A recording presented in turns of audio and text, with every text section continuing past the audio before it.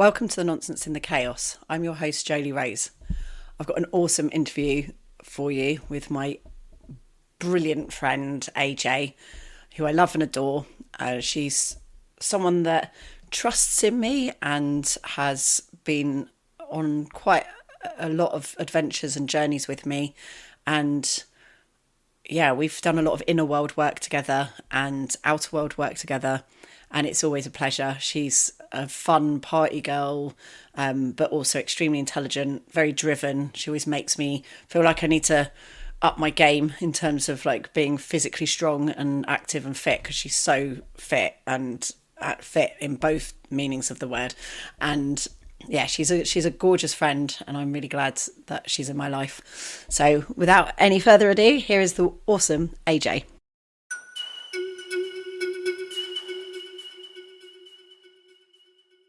Excellent. Mm. Awesome. So we've got AJ. Hey. Hello, my love.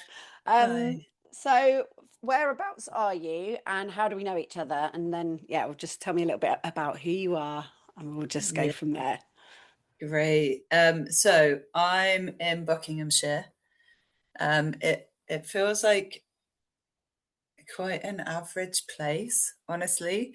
But I live in a village that I've wanted to live in for a long time, and I've only just been able to afford that.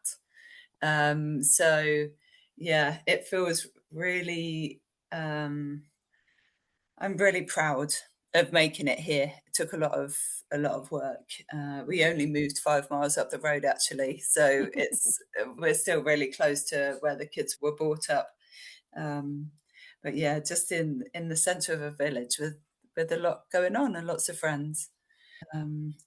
It's actually in like the Rothschilds has a property here, Oh, so wow. Waddesdon Manor. And so that's quite an interesting um, principal situation for me, Yeah. because I think a lot of their practice and a lot of their business is what I'm fighting against now, I would say. Hmm. And yeah, I've got some more interesting things to say about the Rockefellers also. Mm. But we'll probably get onto that. But yeah, so we met Jolie. I was visiting my youngest brother, Dan, in Bristol. And I was staying over with my kids, and we were going for a beatbox championship of some kind. And we had some time before the event. And so we rocked up to one of your workshops. Oh, yes, And of course. yeah, and my kids were about 8 and 10 at Yeah, this that's point, right. and this was getting to the end of the era when they would come along and do things with me. I could Yeah. just lead them there, and they would do it. And the workshop was. It'd be interesting to talk to them about it now, so they remember it. But I think they probably remember me putting them in situations where they were pretty uncomfortable quite a lot of the time. Um, but yeah, so I remember meeting you then, and realizing that we had the same birth year. Hmm. So for 3 months of the year, we're the same age. I think it's something like that. And then from there, I started kind of following you on Instagram or Facebook or those sorts of things, and got to hear about the pilgrimage in 2021. Um, Actually, I was with you. I walked a little bit in 2020, Yeah, you walked with me when I because did it on my own. yeah, that's Yeah. right. Because you were walking through the ridge. You were walking on the Ridgeway, which is close to where we live. Yeah. Um, and so yeah, And like Tony Blair's estate as well. Tony Blair's estate is near you as well, isn't it? very close. Yeah. Yeah, Oh my gosh. Yeah, we've run through there before. that's right. So I think yeah, that's Wootton Underwood. I mean, place not matters really, I Mm, suppose. But yeah, beautiful places around here in the Chilterns, yeah, because you've also got Chequers not that far from us as yeah. well. So um, beautiful countryside, not that far from London. So you're Mm, going to get a lot of seats of power, I suppose, in this place.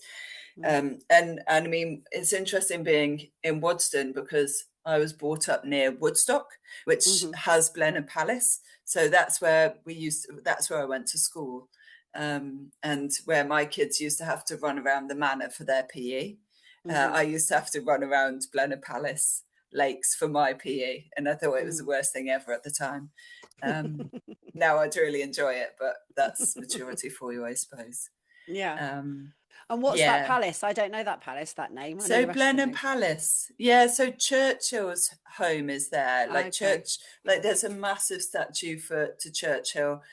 He's very closely linked to that area. I think his family were really close to the royals as well, from what I remember. So, yeah, again, Cotswold stone, fancy kind of places. So yeah, and I haven't really moved from.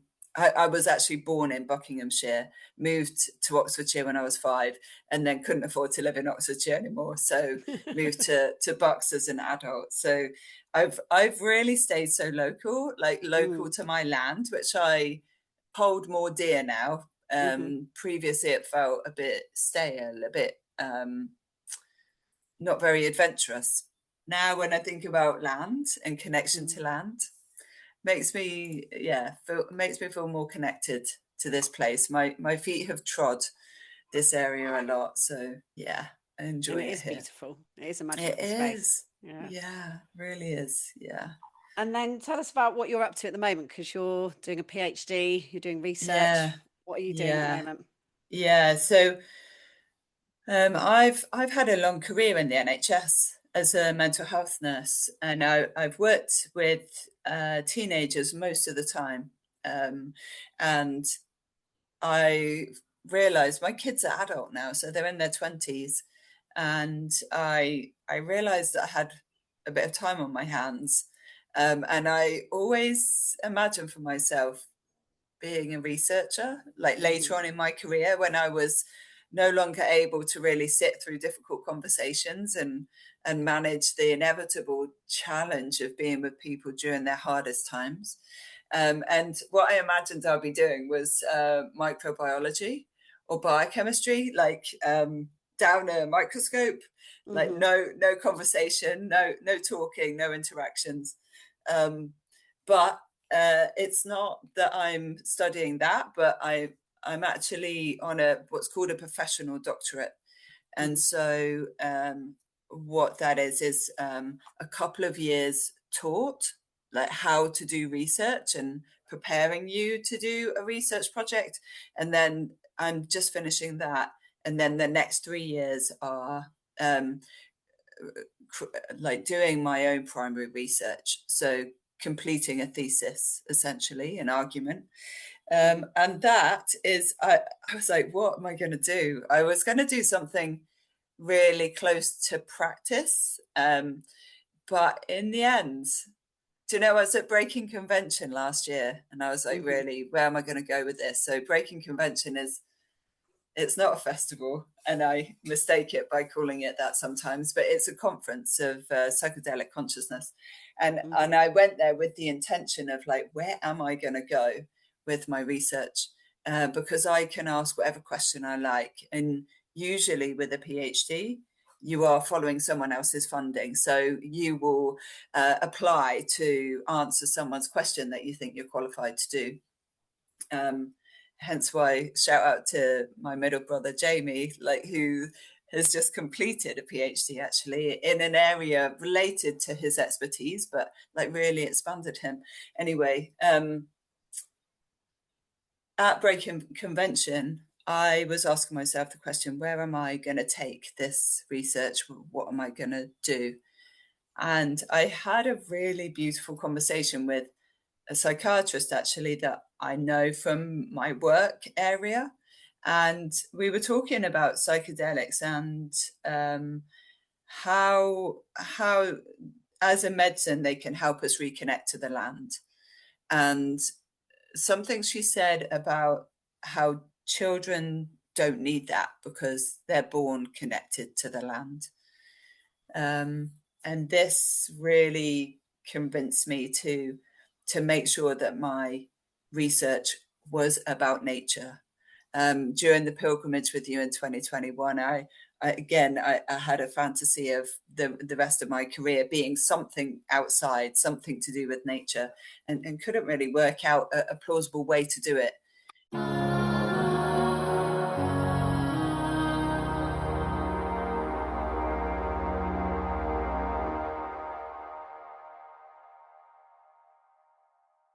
I had a friend of mine, a really good friend from work, off sick, and she was off sick for, I think, maybe certainly months, because it was related to her own mental health. And I really was impacted by the distress of her, of Mm-hmm. of being off. That almost was as additionally distressing, because she was not at work and she was not fulfilling the principles of working hard and contributing, and she would have known that her absence would have been felt. It would have been noticed by the kids she worked with, the family she worked with. Like us, we missed her. And we went walking together while we reconnected. And I was like, actually, the population I'm going to focus on is not the young people and families and the children, but the staff, Mm-hmm. because without us being well, we can't do our job. Mm-hmm. Our service cannot be stable, and the implications on the people we're supposed to be working with it is massive. So I then combined those two things, okay, nature connection and healthcare staff. And I had another a recent point, actually, where I nearly gave the whole thing up. I Mm-hmm. went to a conference a few months ago, probably about 4 months ago, on the climate crisis, and it was led by Royal College of Psychiatrists, or Royal College of Psychiatry. And there, I kid you not, I was sat in the audience, like ugly crying, like face crack crying, with the enormity, the devastation, the regret, the guilt, the helplessness, about the situation that we are now in. So the only way I could justifiably spend 3 years of my life doing something like this would be to also work for climate justice, and to find a way to incorporate that in my world. So at the moment I'm working full time. I'm studying. I'm like dedicated to it. Like, I'm up at 5 every morning, sometimes quarter past, but like really needing to. I know I need to just do something every day, pretty much. Mm-hmm. And I'm just being really intentional with my time. So it's really helped my discipline. One of my pros and one of my cons, actually, when I was considering to do it, was being more sober. Mm-hmm. So I literally, it's a good reason to focus, to not Mm. lose myself. I mean, I don't play a musical instrument, so I don't lose myself on my spare time. Like, I don't know, strumming a guitar and learning a song. Mm. Watch Drag Race, for goodness sake. Get subsumed into the TV, and that again is so not in my principles. Mm. So this research has given me focus. Um, there's something about the prestige of it as well. I've got to be honest. Mm-hmm. Like I come from a place, I suppose, of striving, of Mm-hmm. ambition, and that's a blessing and a curse, because it comes actually with some sensitivity and some um, vulnerability, in terms of, actually, if I'm not working hard, who am I? What am I Mm-hmm. worth? All those bits. So it's a really interesting journey. I've got a very difficult job. I've got a very senior job, where I'm constantly questioning my skill and contribution in that area. So where I'm in such a senior place, actually the awareness and the connection to the research around the methods that we use to know things, to explore what we understand as knowledge, it kind of is a level of armor, in a way. a protection from that kind of sense of low self-worth. So and I mean, I did a massive pros and cons, because the other pro was I really wanted to justify, I really wanted to like role model to my kids that that study is possible, that to keep learning is a really helpful and important thing to do. So yeah, all of those reasons. I mean, I have to say that I wasn't going to do this until like a year ago. Do you know, I'd ruled it out entirely. And then a nurse walked past me and she was like, have you thought about doing the doctorate? And I was like, well, yeah, I have, but I've got this job now and it's quite busy. It's quite demanding. So I think I'm okay. And she's like, you should really think about it. And one of the reasons that we're encouraged as nurses to research is we bring a different lens. We bring a different experience. So therefore, we're going to ask different questions. And trying to, like, our medical colleagues, they've done incredible research. Our psychology colleagues, incredible contributions to our awareness of things. But that's a certain way of seeing and a certain way of doing. And so from a nursing perspective, most of us probably are working class, like probably the majority. So we've got a different social experience, and our roles as nurses, they're so different. If you think like medical colleagues as psychologists, they're really with people for intervention, where you might be doing something to someone. Like if you're a psychologist, you're doing an intervention, a protocol-driven intervention. A doctor, you're going in for your ward rounds, you're like seeing people every 6 weeks, every 6 months, that sort of thing. Nurses are all that gap in between. So it's like how to optimize living conditions for humans. And this has really led me into my research areas, led me to appreciate how we've been so human focused that we have forgotten what we really need to be able to live. So without the planet, we don't have nursing, we don't have anything. And so I've been really struck by all of the professional bodies that I have looked at have declared a climate emergency, the Royal College of Nursing being the one that I'm affiliated to. But I don't really see that actioned in my work area. I see it in some places. I see sustainability focuses within the NHS. There's there's a big attention, there's a big plan to really address the carbon emissions and reducing those as quickly as we can. I think we're trying to be zero carbon by 2040. So it's like earlier than the 2050 that the country is aiming for. And I'm asking where is our contribution? Like thinking about healthcare staff in general, this is the case that like NHS staff group, the biggest staff group in England.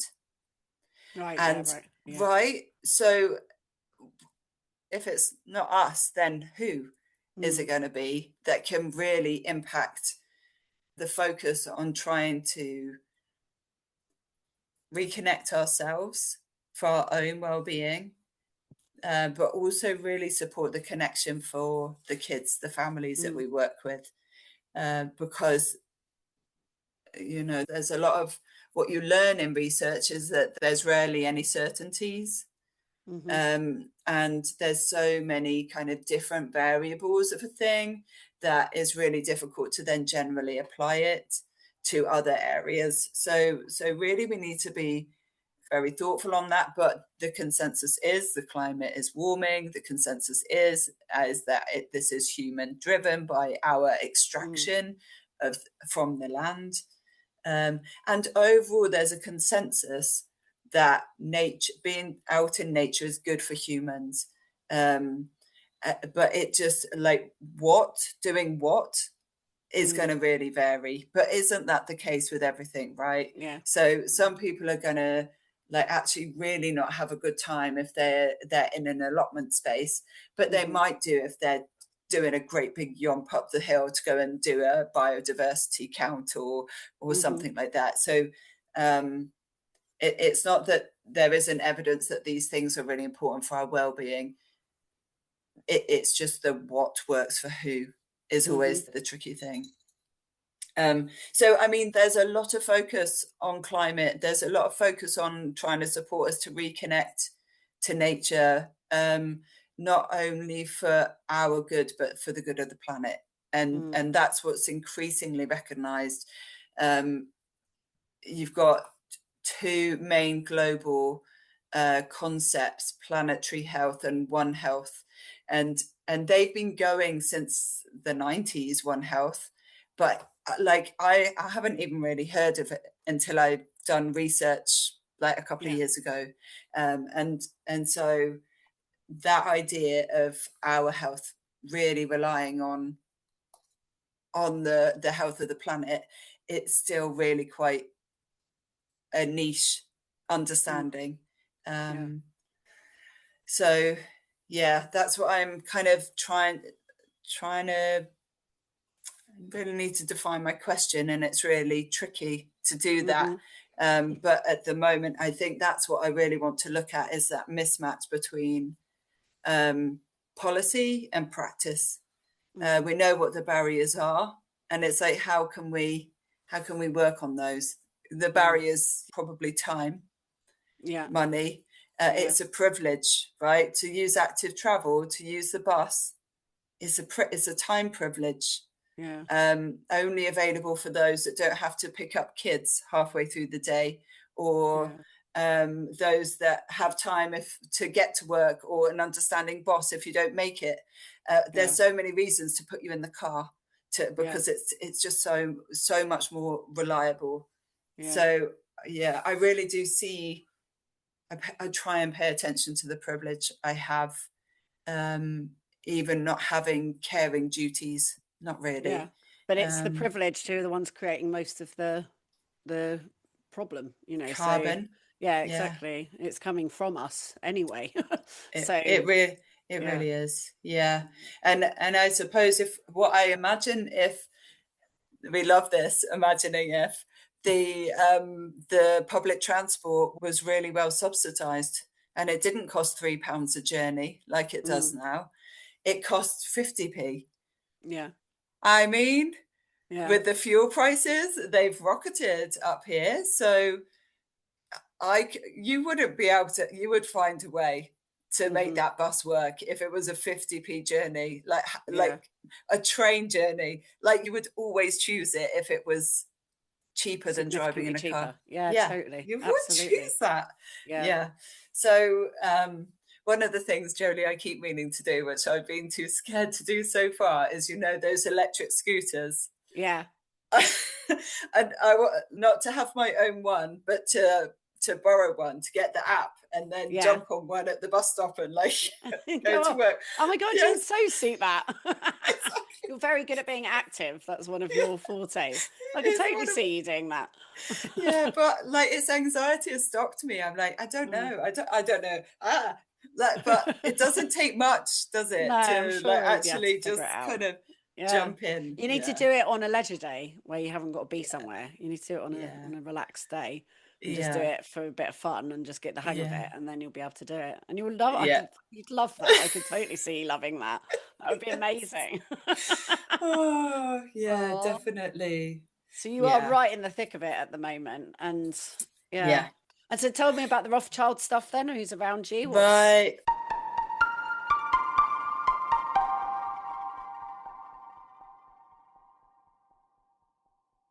What I've got to say about this, because I'm really interested in the oil industry and why it is,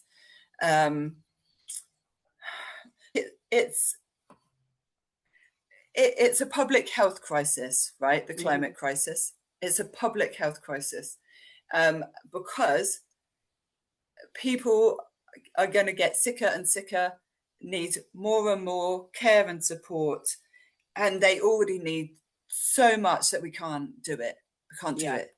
Yeah. So what was really interesting during the conference at the Royal College of Psychiatry, they had a public health expert there, and they related the oil industry to, I don't think it was just Nestle. Was it just Nestle that with the milk formula? Yeah, I think it was Where, Nestle. They're the famous yeah, ones. yeah. They gave it for free to women in countries where there was not the sanitation available to do like easy sterilization, but they used this method of feeding so much so that their breast milk dried up, and Dried up. so Yeah. yeah, so therefore you had a massive crisis essentially. So in the conference they spoke about Nestle, and they also spoke about the tobacco industry, and they spoke about those two because both of those bodies, tobacco and baby milk, both of those industries try to be part of the policy making. So Right. they said, well, one technique used was sowing seeds of doubt. So not denying it, not saying, oh no, this isn't an issue. These cigarettes, I mean, they might be really damaging, but we don't know, not really. Yeah, we don't know for And sure. we don't know for sure, right? So Yeah. this was an actual, apparently, a marketing technique Yeah. to be able to continue to promote this stuff. I'm just going to Yeah. plug my plug in. Yeah, go for it. And so what's interesting to me is the fact that the Rothschilds do a lot of charitable work. Great. Really glad they do that. They really do a lot of support for various different organizations around. But I suppose one of the things that was interesting to me was one of the main papers that really is studying climate change is the Lancet, which is a really well-respected medical journal. And there's a version of the Lancet called the Lancet Countdown.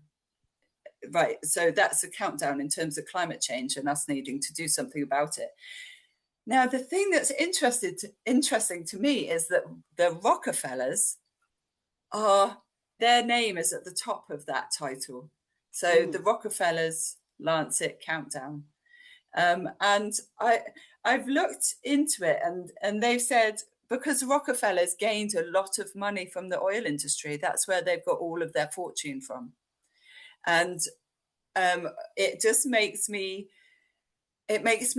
critical. It sets off my critical idea about having an industry like the oil industry or someone that's made a lot of money from it involved in climate science, in just like climate justice.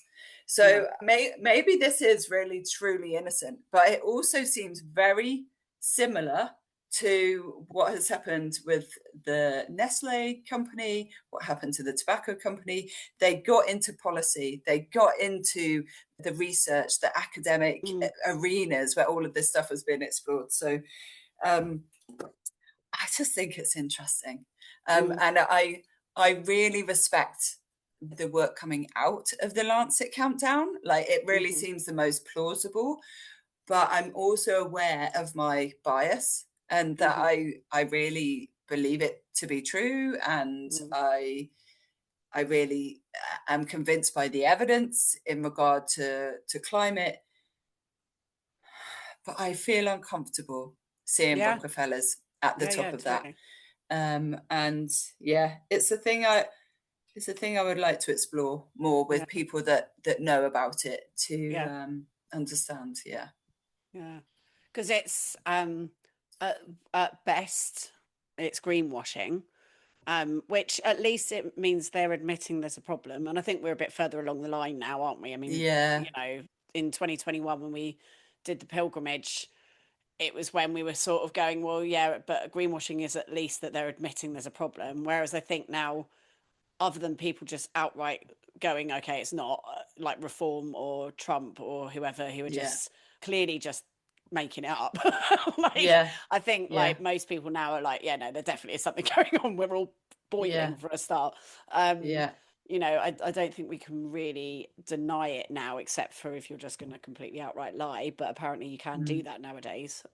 Yeah. But yeah, either they're just greenwashing, or like you say, they're having a bit more involvement in the research avenues, or like if certain findings didn't suit them, would they be published, that kind of thing. Then you're starting to go, well, Yeah. actually, are Yeah. you impacting the research? um yeah, it is all very questionable. Yeah. So I just looked it up, and the Lancet countdown started in 2016. Hmm. And you're right. I think we have really moved on. I would say even the last couple of years. Yeah. It's Well, the last amount couple of of years. catastrophe that's been happening around the world, Yeah. like it's Yeah. clearly begun. Yeah. The impact of our behavior has started to be visible. um Yeah.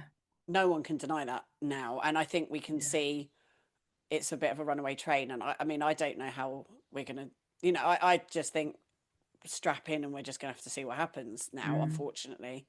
And that's not what we should have done. But Mm. and obviously we'll do everything we can. Everyone has to work as hard as they can in their Mm. directions of trying to push against it.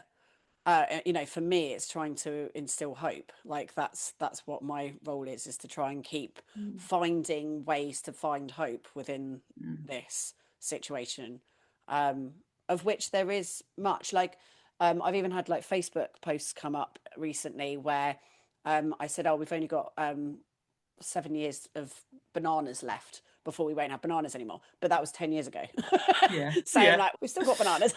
Yeah. So, Yeah. there are things that I'm seeing that is, well, this is all going to take a bit longer than we Yeah. thought. Or Mm. maybe the reason why we got bananas is because we did change what we were doing. Yeah. Maybe Yeah. something shifted. Um, the thing that does mainly give me hope is the thing that I'm always saying to you at ceremonies is Mm. the turning into steam. Because what that actually means is that our inventions are doubling.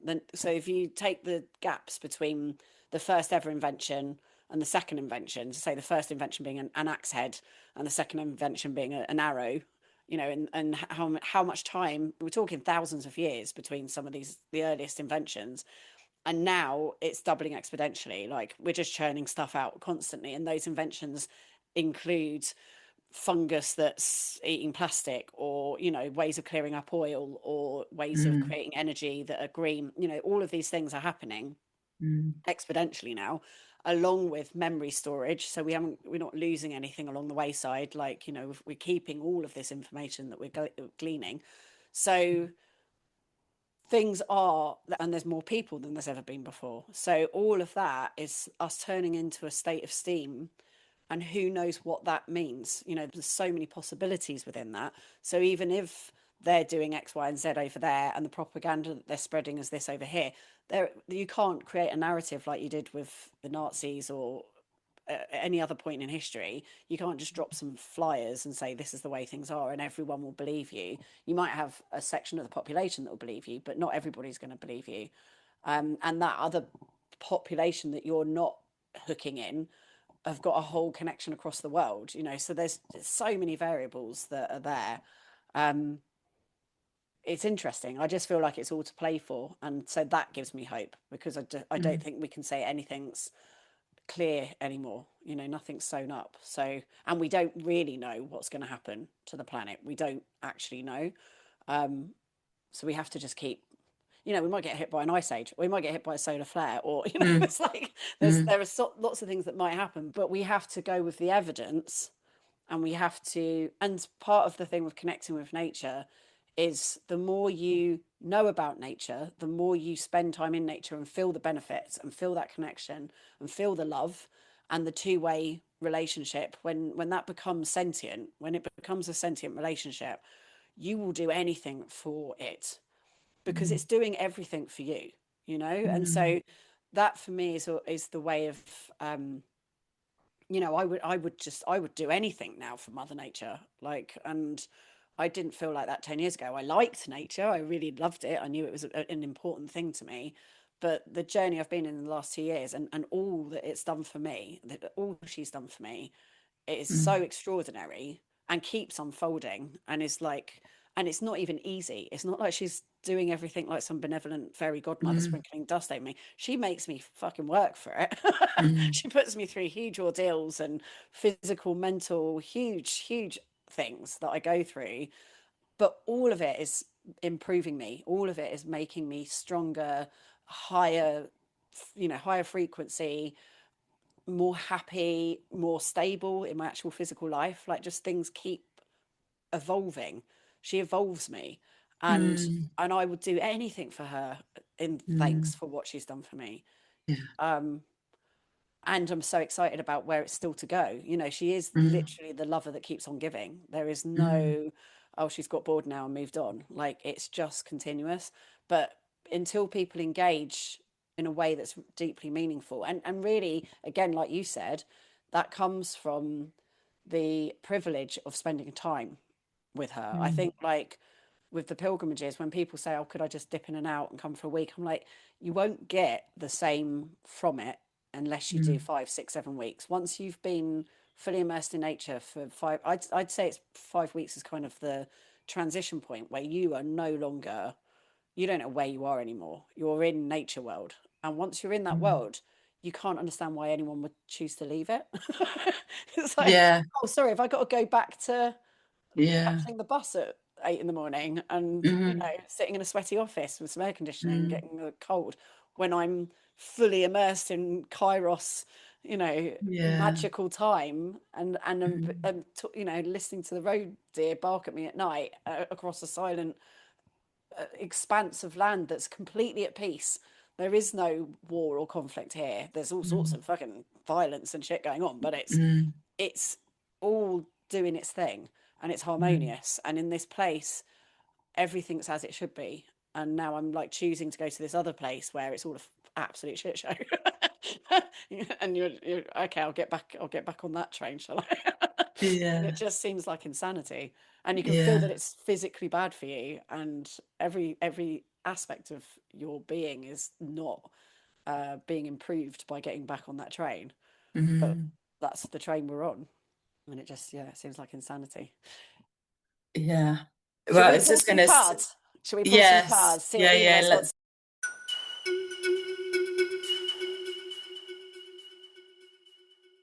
If you enjoy this podcast, then please consider supporting me on Patreon, which is patreon.com/Jolie Rose. I have a couple of tiers on there. One is £3 a month, which is like you buying me a cup of coffee, although I think coffee's more expensive than £3 a month now. But it's buy me a coffee once a month to say thank you and just, I appreciate what you're doing, which I very much appreciate receiving. And then if you are able to afford the £9 a month, means you get the videos and a bit of extra benefits. For example, you'll get money off for doing the Which Fool Are You course, which I run annually. And we will be beginning the round this year on the 15th of June with the Gemini dark moon. So we work with the Gemini energy, which is twins. So the twins are our inner and outer world. And harnessing that energy, we then do a month cycle where you'll get a love bundle through the email post every week with prompts and ideas and creative exercises to do as inspiration to help you to discover your archetype. AJ actually did the course with me many years ago. She explored how she's a warrior, so that's her archetype as the warrior, like Artemis, wild, strong women.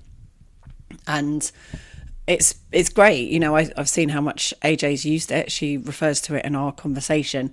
It's part of her life now, just as it's part of my life to know that I'm Aphrodite or Ing, the masculine fertility god, and that they are my archetypes, and that I I'm able, therefore, to give myself permission to be and do all the things that my archetype does. Like it makes life a bit more focused and gives me much greater clarity around what I have permission in myself to do, what I give myself permission to do and be. And I love it. I absolutely love it. I enjoy doing it every year. I get something out of it every year. If you've done it before, you could do it again. It's powerful every time you do it. So I would highly recommend it. And if you are one of the higher tier supporters on Patreon, then you will get a reduction in the price. So if you want to know more, email me on nonsenseinthechaos@gmail.com, or you can follow me at Kriya Arts, KRIYAARTS on Instagram. And there'll be the advert there with more information on the course. So thank you so much for being here. If you can't afford to support me, that's no problem. Just tell people about it. Word of mouth is amazing. It makes such a difference. So I love you being here. Thank you so much. Now on with the show.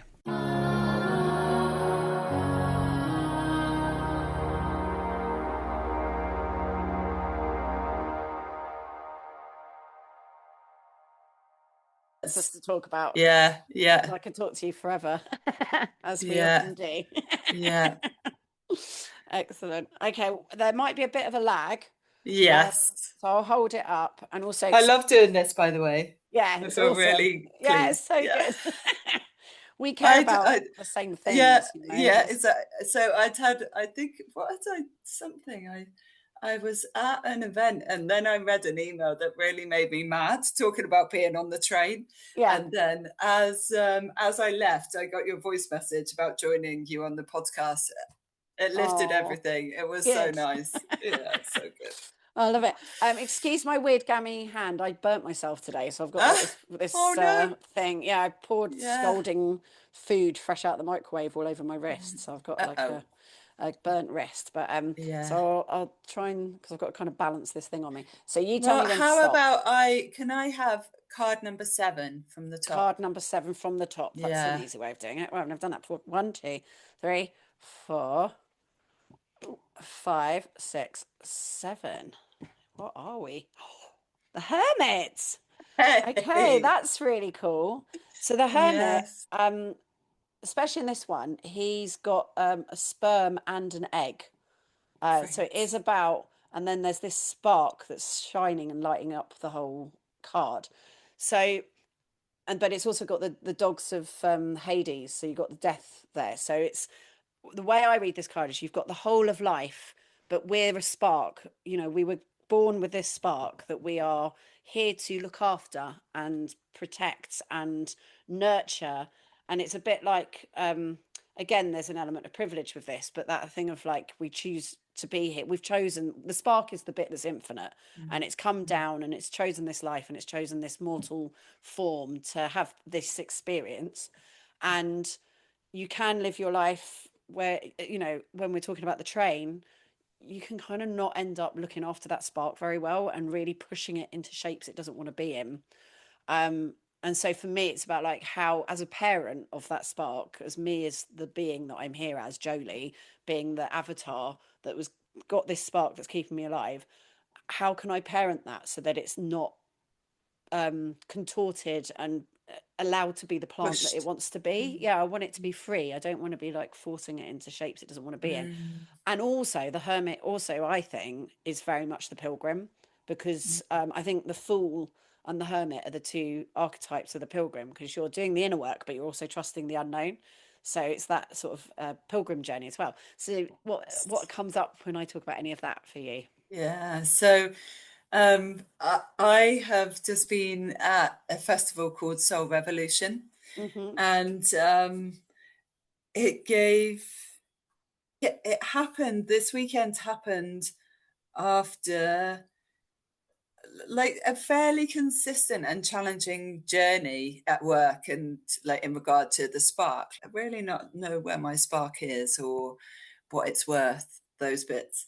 And what I have spent the weekend doing is really considering my connection to this broad world, and connecting to this image of almost like a golden version of myself, and maybe like an avatar, but certainly like warrior. Mm-hmm.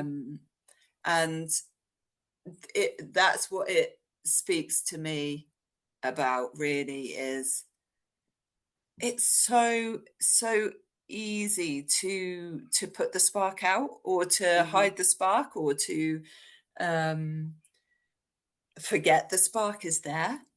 Mm-hmm. And so really, the hermit, and I love the fool as well. The fool is Mm. like was my archetype, really, for this research journey, kind of just diving in. um so with hermit, pilgrim, journey, really keeping faith. Like, Mm. yes, work hard, but pay attention to what you believe. Mm. Like, What be you really care cautious about about. that. Yeah, Yeah. Yeah. yeah. So I've been doing some, like, the work I've got to do at the moment for the research is exploring my philosophical underpinnings. So what are the kind of or what are my lenses, really? And so one of the things I've been looking at is like the ethics of reciprocity, Mm-hmm. like those practices from groups of people, cultures, tribes, that are still really connected to nature, and what it means to rely on the land, and to Mm. need to give back as you take what you need, and only what you need. So yeah, hermit is representing that for me, that spark. um what about Hades, dog? What, like, burning, so that could burn off all that other stuff, please? That would be great. Yeah. Yeah. Yeah. I think it's also like life is short. You know, Yeah, we so don't, it's so short, and it's such a privilege to grow old, and mm, for us to be, just to have been on, what an adventure. And that's what I always yeah, get from pilgrimage. For me, the pilgrimage is about me reconnecting and remembering how lucky I am to have a body. Yes, it stinks. Yes, it's in pain. Yes, I've just slept in a bush for 7 weeks, and had all sorts of weird experiences. I've pushed myself completely out of my comfort zone, and what a privilege and a joy it was to mm, do so, because I yeah, also had such incredible euphoric moments and experiences and miracles, like non-stop all the time, that you just mm, kind of get used to them. They become like normal. And then mm, the views and the moments of just flabbergasting divine beauty that you have experienced. So it's like, it's the best of times, it's the worst of times, but all of it is life. And I think when mm, you just like are chugging along doing a 9 to 5 and going to the pub on a Friday and anesthetizing yourself over the weekend, and you're just doing that for 30 years, you're not, you're doing your little spark a disservice, in that you're not yeah, giving it that space to just, like, what a mad thing it is to be alive. It's just, mm, it's an extraordinary miracle. And who yeah, knows what happens when you're gone. Like, yeah, this is it, we're here, have this mm, life, enjoy this life, and make the most of it. That's, mm, yeah, for me it's just such a privilege, is more mm, than any other privilege. yeah, you know yeah, and I yeah. would rather be having an adventure than be rich. I'd rather be like slumming it in some mad crazy situation than, in a Lamborghini, Yeah, yeah, living in a yeah, grey beige house. yeah, definitely that. It's, yeah, so that's a nice inspiration, actually, um for knowing the spark is always there, because Yeah. in my center, I know that. And like you say, the privilege that we have for this life, for this Mm. skin tone, for Yeah. this living in peacetime. Yeah. I mean, girl, Yeah. we've We're really, lucky. yeah, We lucked aren't out. we? Yeah. Other Yeah, than being male, we got yes, we got a slightly harder setting by being female, but yeah, we're yeah, still basically on the second yeah, hardest setting. yeah, yeah. Second hardest. I mean, I always kind of like to think I was a bit gay, but I don't think I am. not Yeah, but really. not enough to have had to have like really gone through the Yeah, yeah. hoo-ha of it all. Yeah, like, I'm the Yeah, and same. not to, yeah, I mean, it's easy to think that, isn't it? And then, Yeah, like you say, like living in a different way is, yeah, so much. So, yeah. being able to study, being able to do that higher order thinking, having those foundations really strong to be able to do that. Yeah, hermit. I would Yeah, like you to I send love me a the hermit. photo of that Oh, card. I will. I will definitely Yeah, will. yeah, great. Okay.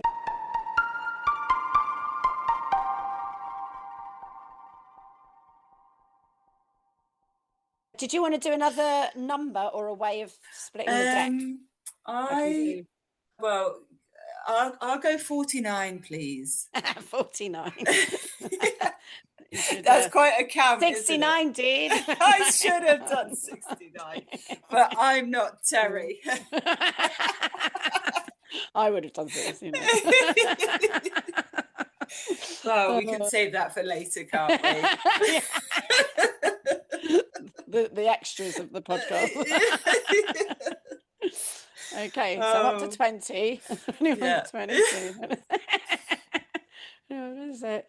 Do you know, I know you're still counting, but one of my favorite skills, so I talk to kids about various things of like ways to be able to give themselves a break from their thinking, say.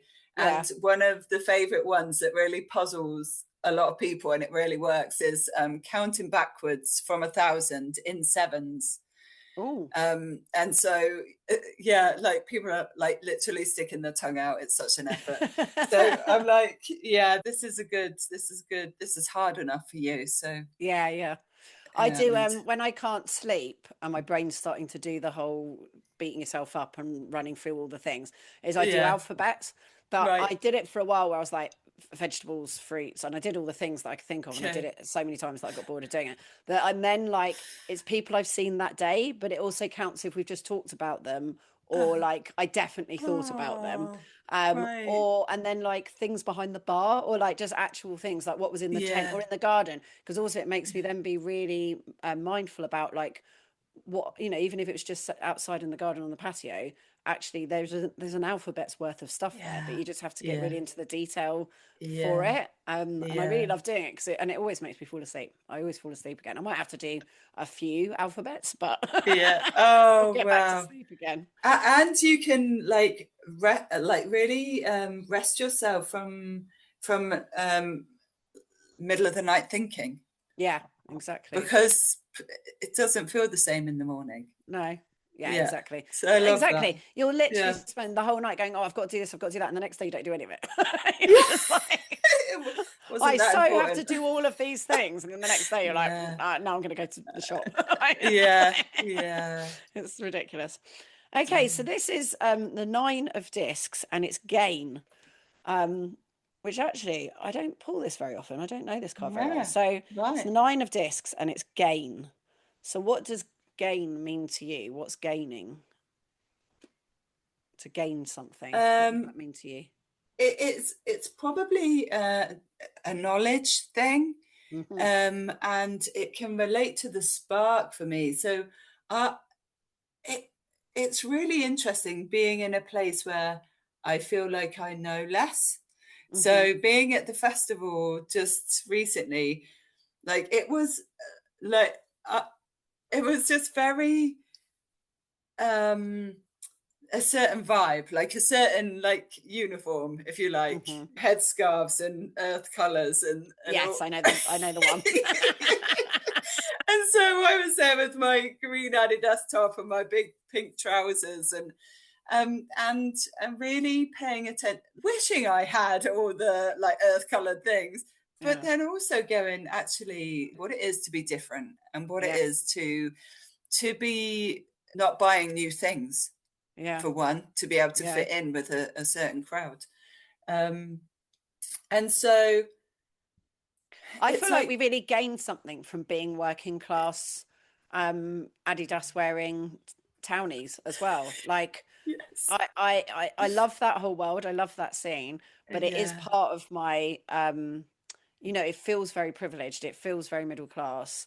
Um, and it feels like it's got its own evangelicalness to it, and it was what came up for us on the pilgrimage, where we were Mm. like, why is everyone doing this like very serious voice of I call in the wind and this is how I call in the wind? And then when Helen stepped forward and fooled with it and was like, I don't know what I'm doing, what am I doing, is this the right way to do it? I'm not sure if this is the way we're meant to do it. Who's he to call in the wind? How does he know what the wind is like? And it was so much fun because we Yeah. suddenly broke the convention of how to do ceremony and how to Yeah. be a wafty hippie, and Hmm. and it was, and we challenged them, and I loved that, and it made Yeah. me realize that I had permission to be me in amongst all of Mm. it, and that's why wear the LOM clothes and do Mm. everything in these brightly colored clothes, because I'm not going to be earthy wearing. I'm not earthy wearing. That's not my vibe, Yeah. and I Yeah. have just as much right to exist within this.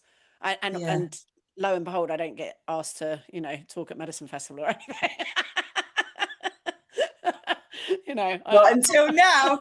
Not No. until they're like, we need to diversify. Why didn't we Yeah. think of this before? It's so funny. I just, and it's fine. It's like I will dip into that world and I love it when I do. And I Yeah. always love Yeah. how amazing and talented and Yeah. insightful and inspiring everybody are at these things. But I also, I'm glad you were in your Adidas outfit. And if I saw you there, Yeah. you'd be the person I'd want to talk to. Yeah. Yeah. So by the end of the weekend, I'd lost the bra, of Yeah, course. correct. And me and Bex, my sister, we were volunteering at a kids' a tent. So that's where we were. We were like helping the kids area, and she bought loads of rags from the scrap store because we were doing Hmm. like gratitude ones or something wafty like that. And in Hmm. there was this like top made out of scrap material, and I was like, oh. I'll try that on, and so then I wore that for the rest of the weekend. Brilliant. Like, like a girl who was look beautiful, wafty, earth colors, feather in her hair, all that. And she was like, "Do you know, I've noticed your vibe, like, and I love it. Like, Oh, it's very 80s." And I was like, "Oh, it's the hair." And then afterwards, I'm like, "No, it's everything. I can't help it. It's all the patterns I choose. It's yeah, yeah, it's just very that. So yeah. yeah, was and the gain to saying yes to Mm, things. So I had an experience, and it was like my experience on the last full day of the festival. So that was on the bank holiday Monday, so it was lovely. It was really long, mm, and I had a difficult night, I think. No, an okay night, but still, I was funky, I was mm, smelly. So I mhm, was like, well, I'm going to go to the sauna naked. mhm, So I was in the sauna naked, like feeling great about that. I'm happy to fit in with that crowd. mhm, Um, and then as I left that area, you kind of had to dip down a little bit to get out. And mhm, as I lifted up, I caught the eye contact with this from a Sikh mhm, leader. mhm, And I don't know much about their ceremony or their services, or even I really want to look it up and just be more informed. But I I walked along with him. I kind of got swept. I said yes to him, mm, and we mhm, walked up to his tent where they had a ceremony, a kirtan ceremony. mhm, So I think that's a certain prayer, mhm. certain worship, and Were you still naked? not naked. No, Oh, I'd okay. got dressed. I was like, you just walked up naked Damn. with him to a ceremony. Damn it. I always miss out these really important bits of That's brilliant. oh yeah, it got dressed because no nakedness on the site because of the kids, Right. right? Yeah, So right, okay. yeah, you had to be dressed in public. And before going into that, as we were walking along, he said, "Oh, I saw such joy in your eyes." And then later on, he's like, "And I can see such pain." And then just being seen for my pain, I just stopped and I just hugged him. And we hugged for, I don't know, a minute, 2 minutes, while he kind of did a chanting prayer. I was crying. And then we eventually kind of separated, and he led me into the ceremony, the katan. And there I sat and with this devotional music for the first time in my life. And yeah, see, like I saw him later on in the festival, and like processing all of those things in the day. And I looked him in the eyes, and actually he was hugging me. We were hugging again, and he was doing the prayer. And Bex was with me at the time, and two other people were with the guy that I was hugging. And I heard Bex say, "Oh, hello," like it was a bit awkward for her. And it made me laugh. And then we finished our hug and prayer. And then he looked me in the eyes and he said, "You've changed. Something in you has changed." And I was like, "I'm going to take that." Yeah. Because, yeah, he helped change me in that moment. And at festivals like this, there's just something about having helped to cross the threshold to these new spaces. It's a wonderful thing just to be able to walk in, but it's also very overwhelming. There's so many things available. And so to go with the flow and the invitation. That I think's the way to do it. And that's what I do. And that's with life. And and it never stops. I'll forget about it sometimes, and I'll be like banging my head against a brick wall. And then it's just like, I just say yes to what the world is doing for you in front of you. And I know people, like, I'm trying to get this across to a friend of mine at the moment who's 21. She's probably 24. No, I think she's 24 now. And she's like, "But how do I know? How do I trust the universe?" And I'm like going through the scenarios that she's talked through. And I'm like, so at that moment, you did say yes. That's something you said yes to. And you've experienced this. And now it's up to you to find a meaning in that. Like, and that's the only control you have. You can't control what happens. You've got to just accept the fact that the life in the universe is chaos.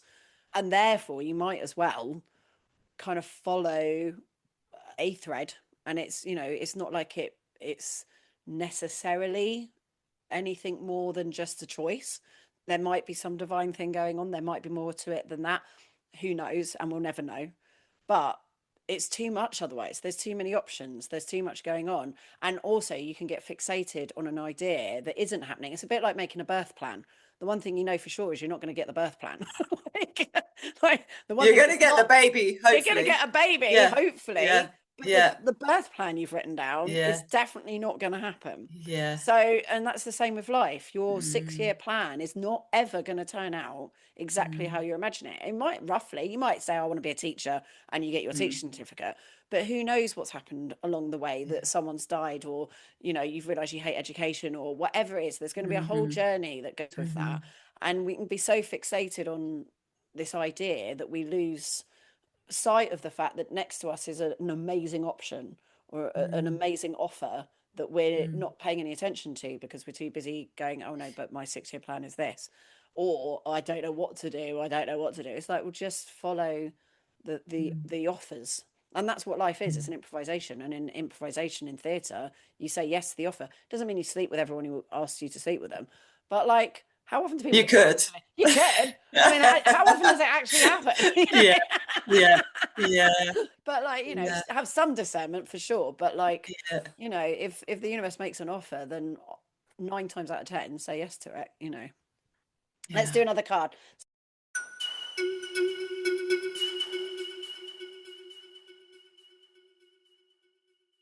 Say another number. 69. 69. I don't know how many cards there are in a tarot deck. I don't know if there are 69. How many are there? Because then I could work Sometimes backwards. I thought 60, but I don't know where I've got that number from. I'm going to Google it. Yeah. How many? Because then I can work backwards. I'll let you choose, actually. Okay. I'll scrap that 69. You choose one. Okay, what I'm going to do is I'm going to split the deck. There you go. I split it there. There you go. It's the moon. Yeah. So the moon, you have Ibis, the jackal Egyptian god. Let's try and get that so it's coming Yeah, into view. And that's then you've got the better. moon in the middle, and it's Mm, like two towers that you're passing through, and it's got a kind of vaginal. It's like an initiation. It is a threshold that you're yeah. crossing, and you've got the jackal, and you've got the scarab beetle, and the scarab beetle's a dung beetle, and it pushes a ball of dung along, in the darkness, but it still follows the line of the sun, and we don't know how it does that. So that's why the Egyptians worshipped it, was because even in darkness, it knew where the sun was. And so it's about the moon in terms of the journey of the tarot. It's the last challenge before you get the fool. Sorry, I've gone all out of focus. It's the last challenge before you get the fool, and that is the last dark night of the soul before you really fully let go, surrender, capitulate, and really, let it become the fool. So give shed Mm, everything. But it's the hardest one because you think you're there, you think you've got it all sorted, you think you've learnt the lessons, but each time life gets easier and you're freer, but each time you then get hit by a lesson, it's harder because mm, you're digging deeper, you're ripping off layers, so you're getting right down to the core of things. So the last layer yeah. is obviously going to be the hardest, and that's the moon. Mm. Um, it's it's making me think about um not being young and not looking young anymore. Yeah, And that is really interesting. yeah. Um, because I'm naturally thin anyway, I've Yeah. always kind of looked a lot younger than I am because I don't look like I've had kids or all Hmm. that. I've got like a small man frame really. Hmm. And so it's quite so I've heard you use the term baby crone, Hmm. and I heard someone else at the weekend say young elder. I'm Hmm. pretty sure it's that, Hmm. where you're kind of just in this transition phase of maturity. Um, and really I'm not in menopause yet, so I've still got some cycle left. Um, and yet it's coming. Hmm. And I suppose I just think about how yeah, I'm looking forward to that. I'm looking like, but I still can't believe it. I still can't Mm. believe that We've got there. Is yeah, that how we I, here? yeah, Yeah, totally. I mean, what? what? Does anyone Ex- is anyone aware of the fact that are apparently they I'm an adult? sure? Are they sure about this? Um, so yeah, I think that is, and imagine that, like when I see people much older, like in their 80s, and I'm like, gosh, that's going to be me as well, hopefully one day. Hmm. And that, so therefore, you think you're not young now. Wait till then. Yeah, yeah, yeah. wait, Yeah, yeah. wait till. So I had a vision that I lived to 114. I'm not even halfway Love through that. yet. I know, and I'm like, freaking heck, I don't want to be like really in pain and disabled for 30, Yeah, 40 years. Like, sat that's why inside. I take care of myself. I try and look after myself as Mm, much as I can because yeah, I'm in it for the long haul. yeah. And so I've got to pace myself. I'm Mm, not even halfway through yet. I've got a lot more fun to be had and a lot more to do, but I need to be fit and well and, compos mentis and all the rest of it. So I'm doing maths of what is half of 114. 57. Yeah, I just about got there, and I was like, this would be hard. Yeah. And I'm 47, so I've got 10 years Yeah, yet till I'm shit. halfway. Yeah, yeah. 47 seems young, I'm Yeah. 48 and still Yeah. 47 seems like way young. Yeah. We're totally young. Like, Yeah, 57, that's definitely adult. But then yeah, I'd have the whole of that again to get to yeah, 114. So yeah, actually, we've got a whole fucking yeah, wealth of, because probably most of us are going to get to 100 now. If you're yeah, healthy and you don't get hit by something, you're probably going to get to yeah, 100. yeah. And you avoid the majority of what's sold in a supermarket. Yeah. yeah, So we're you'll gonna be probably be there. good. Yeah. Yeah. So it's interesting seeing older people and like up until fairly recently, until I really kind of started to pay attention to climate justice, the majority of people still working, like researching, really working hard, still in their 70s plus, Hmm. have been men. But now I see more women kind of still working, still contributing, and that's available to us as Hmm. well, isn't it? If we can keep if Yeah. we can keep good, The lesson I see here on SARC is don't retire, keep yeah, going. They don't have a choice here, but I'm in the government with my grandfather-in-law, who's 82, and he's still there. Like he yeah, cuts all the paths, so all of the paths, the cliff paths that you walked around when you were on SARC, he cut all of them. He's there with the yeah, chainsaw, he's there with the strimmer doing that every day, and then he's in the yeah. government, sharp as a tack. He's the one that knows all the laws and all the things that we've done. When he's gone, we could be halfway through trying to write a law or doing something before we maybe find out that we can't because something got passed Mm, 500 years ago. He yeah, knows. So he saves us so much time because he's like, no, you can't do that because of X, Y, and Z. But we'll lose that when we lose him. So yeah, it's actually quite scary because yeah. he's got this tiny little black folder that he always brings, and it's always the same width, and yet every paper you ever need is always in it.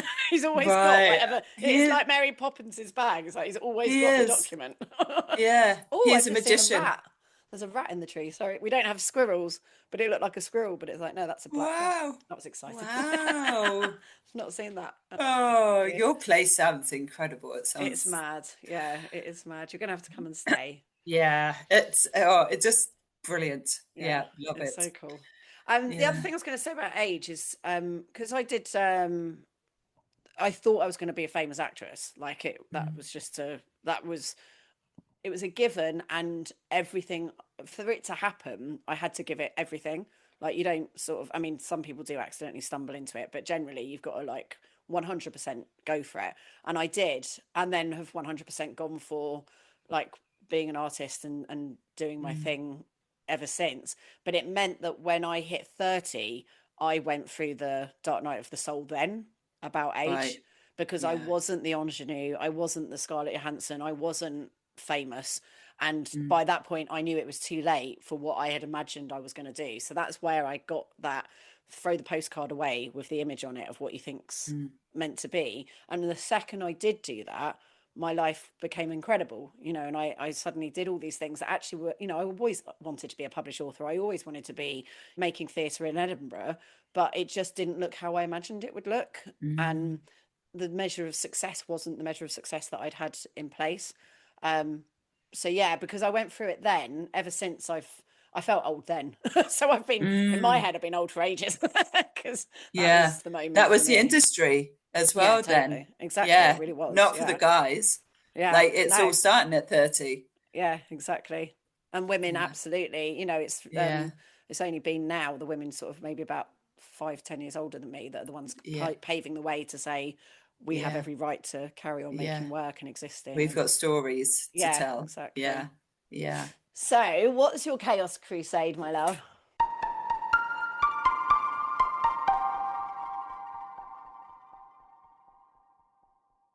What I've been looking at, I've been reading and learning about philosophy, Mm-hmm. and I haven't done that before, Mm. which is kind of shocking for some, but it just hasn't really kind of come into my radar.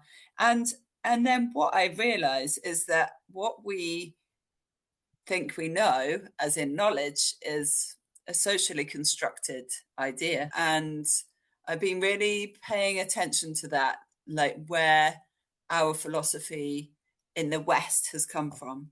Yeah. So my crusade, my chaos crusade, is to encourage people to um, bring to mind an idea that they have and that they hold, and to have a go at, by writing this down, um, being able, like as if you're explaining it to someone a bit disinterested, an impartial person, and to write down like what your ideas are and what makes your ideas justifiable, what makes them worth thinking about and believing for another. And so what this has done, I've done it with my research, and I'm going to keep working on it actually, because I've built kind of some foundations of knowledge, but there, it really, like, the importance of language is something that's really come to me as well. And like the words that we use to explain things are so cultural, and so by really kind of getting specific with a particular idea of what you think about climate change or what you think about aging, really paying attention to those ideas, and what makes you think that. And then recognizing that these, although you might have evidence for some of these things, climate change definitely there's evidence, but a lot of this is going to be influenced by your culture. So a lot of the thoughts that we're having, they're not our thoughts, they're our culture's thoughts.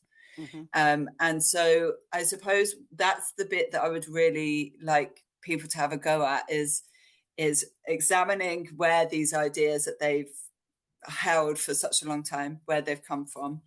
An additional bit would be to try and look into different philosophies from different areas.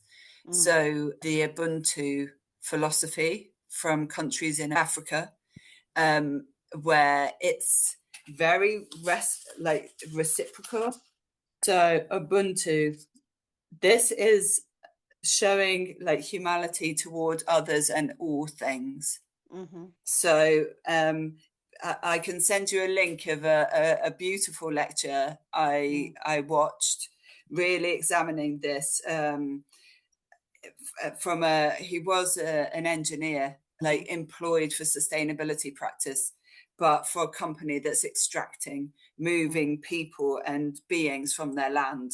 So he's stopped that. He's like moved and is now like self-sufficient, all that sort of thing, as best he can.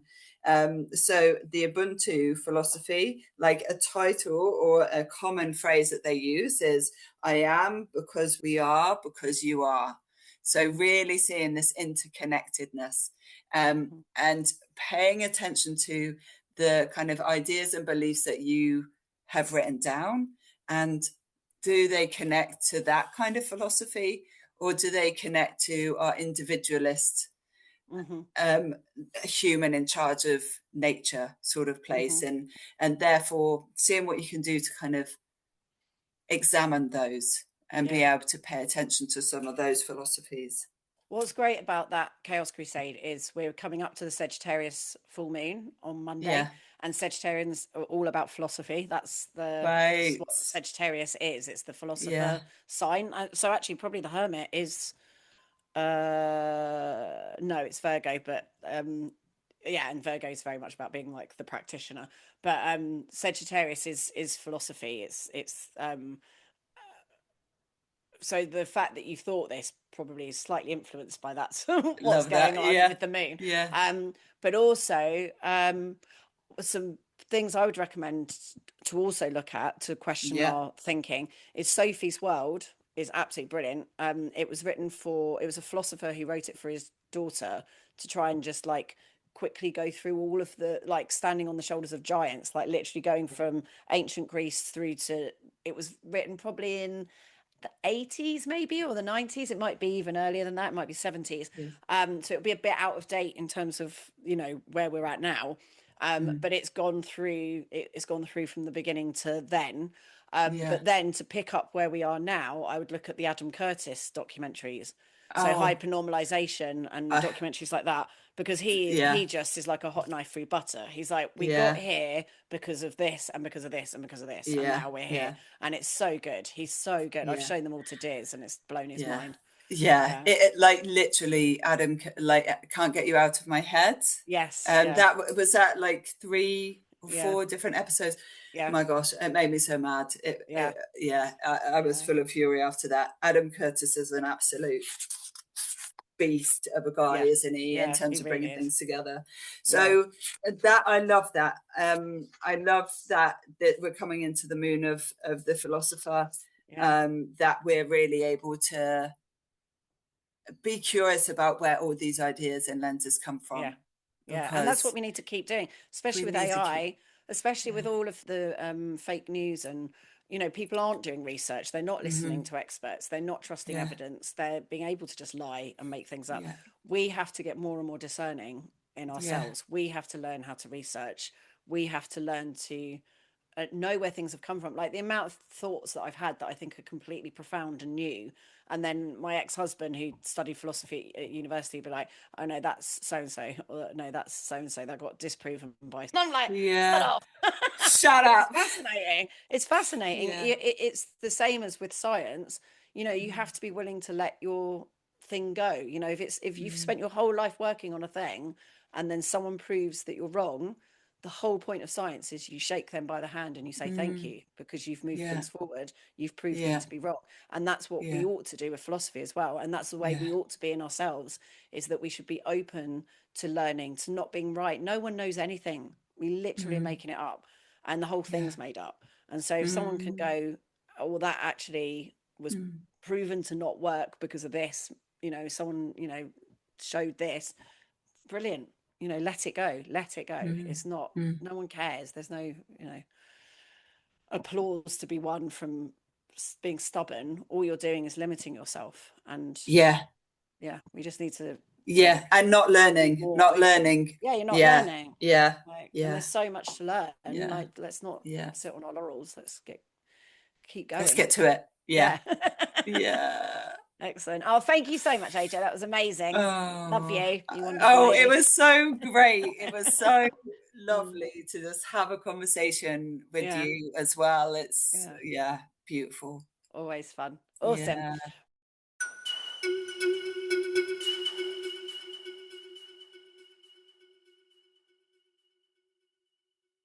So that was the awesome AJ. How wonderful was that?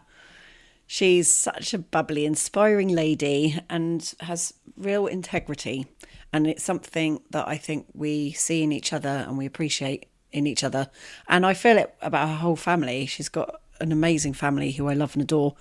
They're one of my adopted families, the ones that I pick up along the way, and who are special to me. So I'm friends with all of her, not all of her siblings. I don't know 2 of them, but I do know 4 of them. And I'm very good friends with all of them. And they're just a really lovely lot. And I'm also friends with her half brother's mum. And I know the grandfather, but I don't know if that's, I think it's her half brother's grandfather, not hers. But I know a lot of the family and they're very intelligent, kind, sprightly, fun, mischievous people. And they're my kind of people. So I really enjoyed that conversation. I'm glad I got to share it with you. And I hope it made you think. And I'm very excited about the Chaos Crusade for this week. So I'm going to go off and do a little bit of thought investigation. And yeah, I look forward to speaking to you next week. What's happening? Just summertime, really. It's very hot and very sweaty, and I burnt my hand and then had the hottest day of the year. So just the air was hurting my hand. I scalded it.